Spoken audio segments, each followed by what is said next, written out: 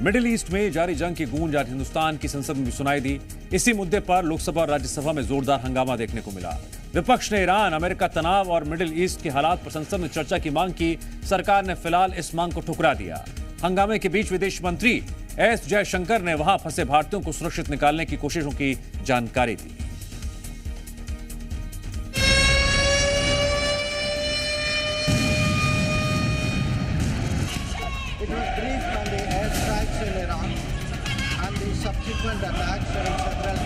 आप क्या परिचय दे रहे हैं? अगर सरकार की तरफ से आपके उस चिंता का स्टेटमेंट आ रहा है। संसद में मिडिल ईस्ट वॉर की गूंज। Issue of energy security. Lok Sabha Rajya Sabha में विपक्ष का हंगामा।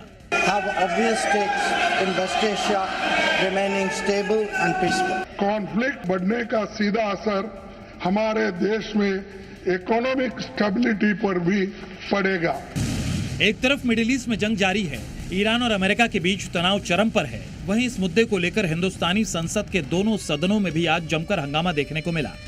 संसद के अंदर और बाहर मिडिल ईस्ट पर चर्चा की मांग को लेकर जबरदस्त प्रदर्शन और हंगामा दिखा।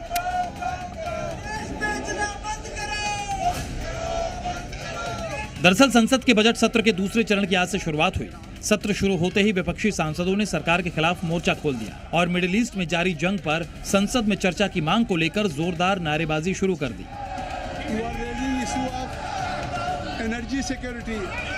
हंगामा इतना बढ़ गया कि सदन की कार्यवाही शुरू होने के कुछ ही देर बाद स्थगित करनी पड़ी। सदन की कार्रवाई को 3 बजे तक के लिए स्थगित करना। सदन की कार्यवाही दोबारा शुरू होते ही विपक्ष का हंगामा भी जारी हो गया। इस बीच विदेश मंत्री एस जयशंकर ने मिडिल ईस्ट के हालात पर बयान देते हुए कहा कि गल्फ देशों में फंसे भारतीय नागरिकों को सुरक्षित वापस लाने की कोशिश जारी है।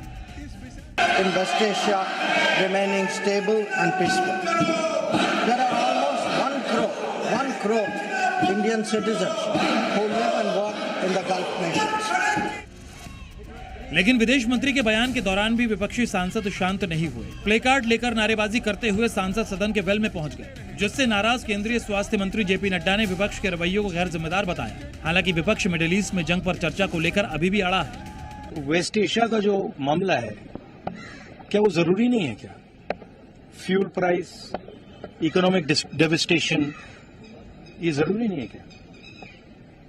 तो ये जनता की इश्यू है, इसको हम जरूरी मानते हैं, इस पे हम डिस्कशन चाहते हैं। दुर्भाग्य ये है कि विपक्ष यही नहीं जानता कि उनको करना क्या है।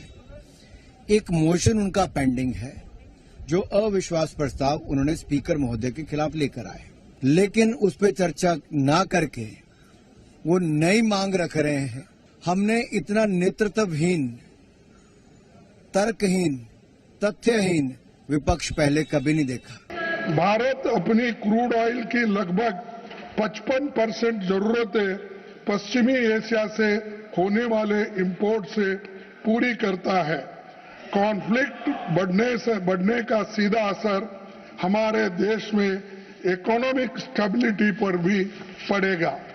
बहुत दुख के साथ मुझे कहना पड़ रहा है कि विपक्ष का जो व्यवहार है वो बहुत ही गैर जिम्मेदाराना है। इनका इंटरेस्ट न देश में है, न इनका इंटरेस्ट डिबेट में है, इनका इंटरेस्ट एनार्की पैदा करने में है। वहीं सरकारी सूत्रों के मुताबिक मिडिल ईस्ट के हालात पर संसद में फिलहाल कोई चर्चा नहीं होगी। सरकार ने विपक्ष की इस मांग को ठुकरा दिया है।